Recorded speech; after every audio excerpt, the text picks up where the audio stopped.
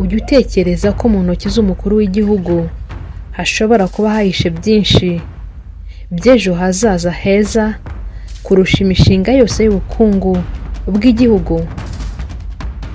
Hari igihe akuramo ikote ry'ubuyobozi akambara umwambaro w'umubyeyi, akaba se w'abana ndetse na sekuru w'abuzukuru. Byatangiye nk'ubusabe budasanzwe ubwo Perezida Paul Kagame yasabaga umukobwa we Ange Ingabire Kagame n'umugabo we Bertrand Ngeyingoma uburenganzira bwo kwita amazina abuzukuru be. Si amazina asanzwe, ni filozofi y'ubuzima yari imaze iminsi ihishe mu mutima we. Mu muco nyarwanda izina si ijambo risanzwe rihamagara umuntu gusa, ni umurage w'ubuzima ndetse n'icyifuzo cy'ababyeyi bashyira ku bana babo cyangwa abuzukuru, babifuriza ibyiza n'intego umwana azakurana.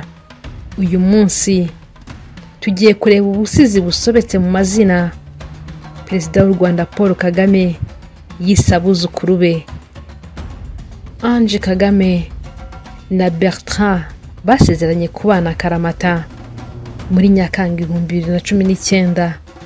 Ni mu birori byasize amateka byabereye muri Kigali Convention Center ku itariki 6 Nyakanga 2019, aho Ange Kagame na Bertrand bigaragarije inshuti n'abavandimwe bahamya umubano wabo wo kubana akaramata. Tariki ya 6 Nyakanga 2019, mu muhango wo gushyingirwa imbere y'Imana mu gitambo cya misa cyabereye muri FAC kiyoborwa na nyiricyubahiro Karidinali Kambanda. Ni igitambo cya misa cyitabiriwe na Perezida w'u Rwanda Paul Kagame, Madame Jeannette Kagame n'inshuti z'umuryango.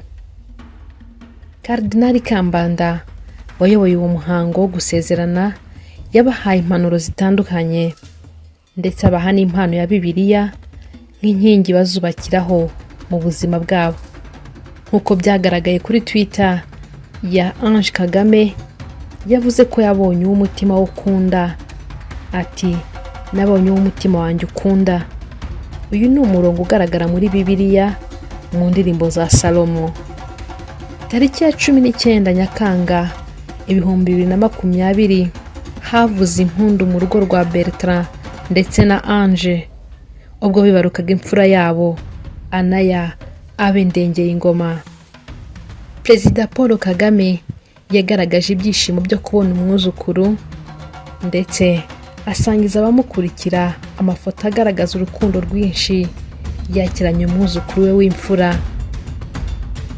Nyuma y'imyaka 2 gusa, itariki yaje kwisubiramo tariki ya 19 Nyakanga, ariko mu mwaka wa 2022 uyu muryango wongeye kwibaruka ubuheta. Umwana w'umukobwa bamwita Amalia Ngeyingoma. Abana bahuje itariki y'amavuko tariki ya 19 Nyakanga. Nyuma yo gusaba umukobwa we Ange n'umugabo we Bertrand uburenganzira bwo kubita amazina bakabimwemerera, Perezida Kagame yahishuye ko buri zina yise umwuzukuru we ari nk'ibaruwa y'icyizere yandikiye ejo hazaza h'abana b'abakobwa ndetse n'abanyarwanda bose muri rusange. Imfura yamwise Abe, izina ririmo filozofi. Abe bisobanura kuba. Ubuheta yamwise Agwize, kugwiza bivuze uburumbuke. Agwiza ibyo azatunga, agwiza ibyo yifuza. Mu mazina nabise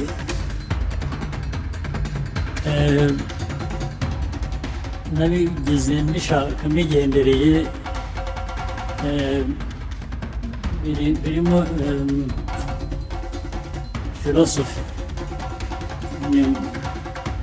Wa mbere namwise ngo yitwe Abe.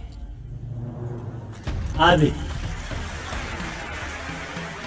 ndabasobanura icyo bivuze, ukibyumva ushobora kudasobanukirwa neza kuba. Abe biva mu kuba, ariko iyo bivuze ngo abe ni ukuvuga ngo abo wari we, abo washaka kuba.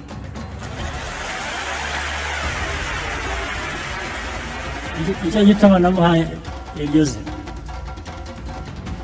Uwa kabiri umukurikira mwita Agwize. Agwize bivuye kugwiza, bivuze uburumbuke, sibyo? Agwize ibyo azatunga, ibyo yifuza, values byose abigwize.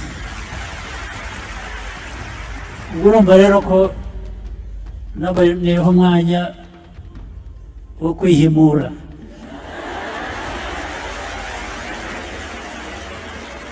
wo kwinigura, ngo muri aya mazina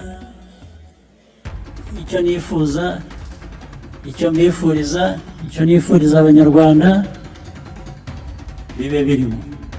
Kora subscribe kuri Rwanda Live, dukomeze tubane mu biganiro byacu bitandukanye.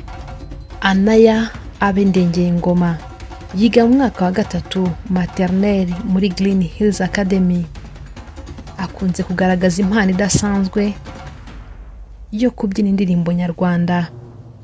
Aherutse kubyinira abitabiriye igitaramo cyiswe Kivi Rwanda Festival kibanda ku mateka n'umuco nyarwanda, ndetse yanabyiniye abitabiriye Grand Parent Day, umunsi wahariwe abanyogokuru na basogokuru muri Green Hills Academy. Perezida Kagame ubwo ari mu kiganiro n'abanyamakuru yavuze ko abuzukuru bamwita papa, kuko wabona ko icyambere kuri baruka ari sekuru. Yasobanuye ko umunsi umwe umwuzukuru we Anaya yigeze kumusura ku biro bye, aho yari yicaye abona inzuki nyinshi, arazimwereka, ariko amusobanurira ko batazisanga aho ziri kugira ngo zibe zitarya uwo mwana wari ufite imyaka 4 y'amavuko. Perezida Kagame yavuze ko nyuma y'iminsi abantu bagiye gusura umuryango wa Ndengeyingoma ndetse na Ange, babaza Abe niba azi papa akazakora.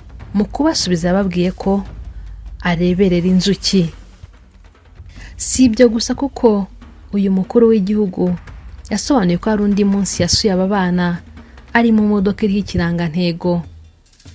Anaya Abe asohotse amubaza niba iyi modoka ari iye, amusubiza ko ari iye. Yongeye kumubaza ati iriho Rwanda nziza. Rwanda nziza Anaya yavugaga byari ikirangantego. Perezida Kagame yavuze ko kuba uyu mwana yaravuze iri jambo ari ikimenyetso cy'uko yasobanukiwe inshingano sekuru afite ku Rwanda. Perezida Kagame yavuze ko abuzukuru bamubaza ibibazo byinshi bitewe n'ikigero cy'imyaka barimo. Yagaragaje ko hari byinshi Anaya amaze kumenya, kandi n'umuto witwa Amalia Agwize nawe amaze gusobanukirwa byinshi.